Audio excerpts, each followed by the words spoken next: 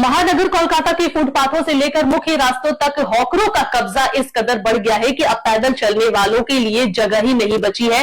कल ही सीएम ने नई घोषणा की थी कि एक नई स्कीम हॉकरों के लिए लाई जाएगी। नगर निगम के नियमों के मुताबिक फुटपाथ पर 2/3 हिस्सा पैदल यात्रियों के लिए खाली होना चाहिए और हॉकर सिर्फ 1/3 हिस्से में ही दुकान लगा सकते हैं। लेकिन जमीनी हकीकत इसके बिल्कुल उलट है। कोलकाता के न्यू मार्केट, गरियाहाट, हाथीबागान जैसे बड़े व्यापार इलाकों में नियमों की खुलेआम धज्जियां उड़ाई जा रही है, जिससे आम राहगीरों और वाहन चालकों को भारी दिक्कतों का सामना करना पड़ रहा है।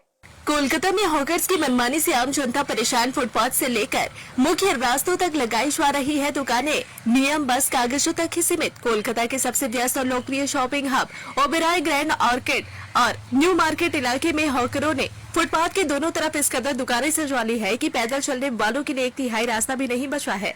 साल 2024 में कोलकाता नगर निगम और पुलिस ने संयुक्त रूप से फुटपाथों पर पीली लाइन खींचकर हॉकरों को एक निश्चित सीमा के अंदर ही व्यापार करने का निर्देश दिया था।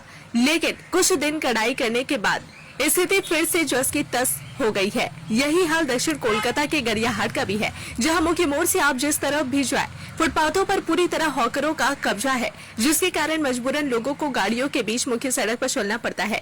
नियमों के मुताबिक किसी भी व्यस्त मोड़ या चौराहे से 44 मीटर की दूरी तक कोई दुकान नहीं लगनी चाहिए। लेकिन मध्य कोलकाता के SN बनर्जी रोड और चौरंगी रोड के क्रॉसिंग के साथ साथ बेहाला बस स्टैंड मोड़ पर भी इस नियम का पालन नहीं हो रहा और चौराहों से बिल्कुल पास घनी दुकानें सजी हुई है। हद तो तब हो गए जब फुटपाथ के साथ साथ अब मुख्य सड़कों पर भी दुकानें फैलने लगी है। मध्य कोलकाता के बराबोर्न रोड में नंदराम मार्केट के पास और आर्मेनियम स्ट्रीट जैसे सकरी गलियों में तिरपाल और प्लास्टिक तानकर दुकानें लगा दी गई है, जिससे दोपहिया वाहनों का निकलना भी दुभर हो गया है।